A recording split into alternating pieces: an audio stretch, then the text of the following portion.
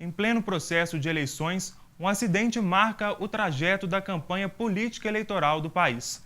O avião que levava o candidato à presidência da República pelo Partido Socialista Brasileiro, Eduardo Campos, e a equipe de campanha caiu e matou todos os passageiros e tripulantes.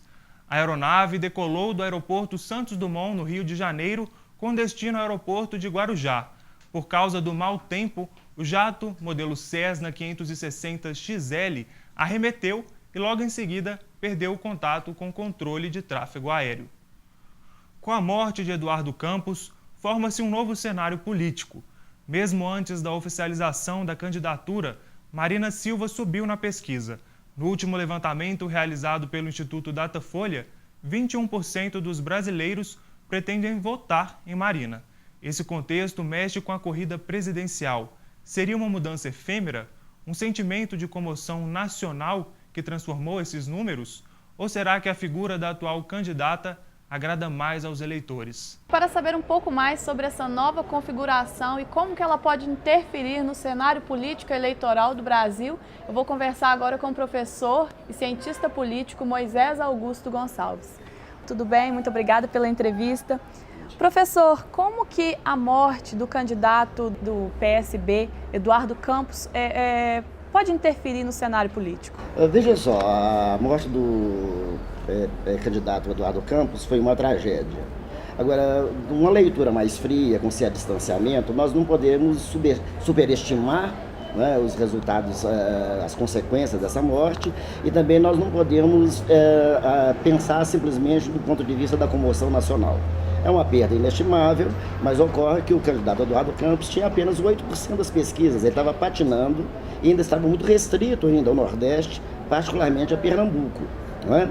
Essa comoção nacional se deu pós-mortem. Então é uma tragédia, vai ter alterações no quadro eleitoral e nós temos que pensar quais são as alterações que vão ter consistência e fôlego e quais são as que são apenas momentâneas, produtos desse momento. Professor, quanto à história do Brasil, como que a morte do candidato pode mudar a história? A morte de uma personalidade como Eduardo Campos cria um clima de comoção nacional. Agora, ela não é decisiva do ponto de vista dos rumos do processo eleitoral. Para a gente poder avaliar melhor, nós teremos que ver as próximas pesquisas, esperar um certo tempo. A novidade que tem, aí sim, é que ele é substituído pela vice, a Marina Silva. A Marina Silva já tinha anteriormente uma história, foi candidata em 2010, ela já tinha um percentual de aceitação de referência no eleitorado. Esse percentual aparece na última pesquisa com ela com 21% dos votos, mas se você pensar bem, comparar essa pesquisa de agora com uma pesquisa do mesmo Instituto Datafolha em abril ela tinha 27%. Então, o fato de ter 21% agora quer dizer que ela teve uma perda em relação ao quadro anterior. E significa que ela cresceu, ela justamente passou a ser uma referência para aquela parcela do eleitorado que não estava posicionada nem com a Dilma, nem com a Aécio. Até onde vai esse fenômeno Marina e até onde irá os efeitos desse processo, nós temos que aguardar. Se existe uma novidade, que a Marina significa, é ter aumentado a possibilidade de um segundo turno. Essa é a primeira novidade. O segundo elemento é que ela cria um problema para o candidato de oposição, porque ela vai disputar no mesmo terreno. Então, quem mais perde com a emergência da Marina no cenário político é justamente o Aécio. O risco para Dilma se daria num eventual segundo turno.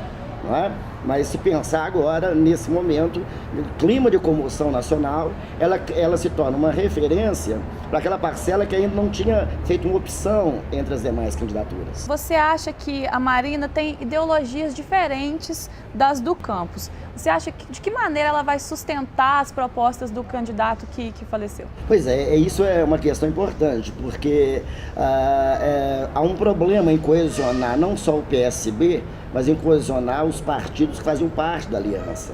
O coesionamento pressupõe que ela teria que abrir mão de algumas bandeiras dela, em relação, por exemplo, às questões ambientais Esse é um problema, não é? Esse é o fio da navalha. Ao fazer isso, ela pode perder uma parcela de apoio dos que pensavam na Marina como uma alternativa concreta da nova política. Então, ela, na verdade, ela tem um problema aí. Não é? Como ela vai responder, eu não sei. Agora, eu sou daqueles que acham que não dá para superestimar o fenômeno Marina, não dá para inflar esse balão, porque é um balão, ainda é um balão.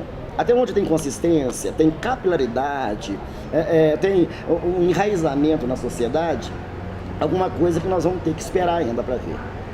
Professor, em relação aos candidatos que já estavam mais bem posicionados nas pesquisas, a Dilma Rousseff e o Aécio Neves, você acha que eles vão mudar o discurso deles agora com a chegada da Marina? Olha, a realidade é muito dinâmica, o processo eleitoral é muito dinâmico e todo fato novo leva a se repensar as estratégias eleitorais. Obviamente que esse fato novo vai levar à necessidade de correção das estratégias. Mas eu vou dizer com franqueza, nada que, do ponto de vista substantivo, cause uma alteração, pelo menos do ponto de vista da Dilma, por exemplo. Não é? O eleitorado da Dilma é mais estável, o eleitorado do Aécio, ainda que esteja só na casa dos 20%, tem uma certa consistência, e a Marina entra num terreno pantanoso. E é nesse terreno pantanoso que ela tenta se afirmar. Difícil, problemático. Agora, no processo eleitoral, e mais problemático ainda no depois das eleições. Como administrar e governar esse país sem uma consistência programática, sem uma consistência do ponto de vista da coesão de uma base de apoio que possibilite governar o Brasil. Não se governa o Brasil só em cima da emoção. Não se governa o Brasil sem uma base de apoio sólida. Nós estamos falando de um país continental. Nós estamos falando da 7ª economia do mundo. Nós estamos falando de um país de 200 milhões de habitantes. Eu tenho, pessoalmente, muito receio a se pensar a política apenas do ponto de vista da emoção. Obviamente que atrás desse componente da emoção, mas isso é insuficiente para disputar a eleição e para governar o Brasil. Ok, professor, muito obrigado pela entrevista. Josiane Souza, para o Revista. Confira agora os destaques culturais com Ana Júlia Goulart.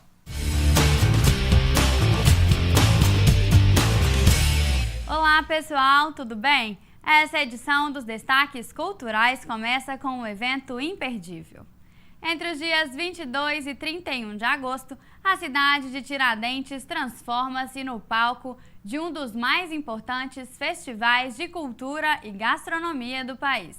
Misturando chefes de vários lugares do Brasil, o festival pretende revelar sabores, tendo a paisagem histórica da cidade como pano de fundo. O resultado vai surpreender os participantes. Além de toda a programação gastronômica, o evento ainda conta com várias atrações culturais. Destaque para a cantora Fernanda Takai, que se apresenta no dia 29 às 10 da noite, no Largo do Chefe. A programação completa você confere no site gastronomiatiradentes.com.br. Ana, Rê, Mona, Dita e Tops se encontram para jogar bola na rua, depois da Ave Maria na igreja e antes de tocar o Guarani no rádio. A brincadeira, vez ou outra, parece até a história do Brasil. Essa é a sinopse do espetáculo A Tardinha do Ocidente. O texto percorre alguns momentos históricos do Brasil, da velha à nova república, da morte de Vargas em 54, à promulgação da Constituição de 88. A Tardinha do Ocidente conta a história do país, vista como um verdadeiro jogo de poder. A peça fica em cartaz até 7 de setembro e, por ser um espetáculo de rua, percorre diversos espaços da capital. Outras informações pelo telefone 3481-5580 ou pelo site galpãociniorto.com.br. E a Companhia Afeta estreia um novo espetáculo em homenagem à atriz Cecília Bisotto, assassinada em 2012 durante um assalto. Talvez Eu Me Despeça é como um reencontro entre a intérprete Beatriz França e a companheira de palco. A peça fica em cartaz na Funarte até 31 de agosto. As encenações acontecem quinta e sexta às 8 da noite, sábado às 5 e às 8 e domingo às 7. O ingresso custa R$ 10 a inteira e pode ser adquirido na bilheteria do teatro. Outras informações pelo telefone 3213-3084. E para os pequenininhos também tem programação. A turma da Disney invade Belo Horizonte em busca de talentos e realiza no Palácio das Artes o espetáculo Disney Live Show. E agora com vocês, eu tenho o prazer de apresentar o mais incrível, fantástico, maravilhoso, fenomenal, fabuloso, incrível, fantástico, maravilhoso, fenomenal, incrível, fantástico, maravilhoso, fenomenal. Com vocês, o show de talentos do Mickey!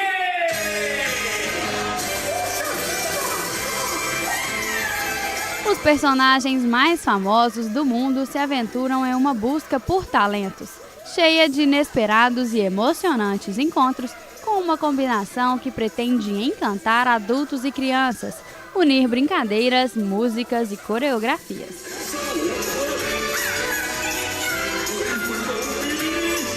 O espetáculo é baseado no conceito de um desenho animado vivo, com um cenário surpreendente baseado em um ônibus que vai levar os amigos pela aventura. A peça acontece entre os dias 28 e 30 de agosto, mas corra, porque os ingressos para o dia 30 já se esgotaram. Os bilhetes variam entre R$ 40 e R$ 150 a inteira e podem ser adquiridos na bilheteria do teatro. O espetáculo tem duração de 90 minutos. Outras informações pelo telefone 3236-7400 ou pelo site fcs.mg.gov.br.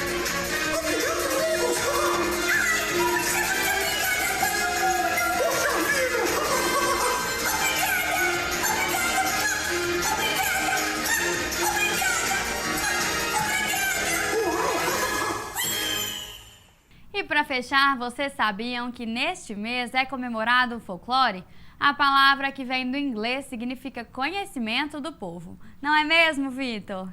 É isso mesmo, Ana. O conjunto de lendas, crenças e tradições dos povos é muito importante para a nossa cultura de forma geral.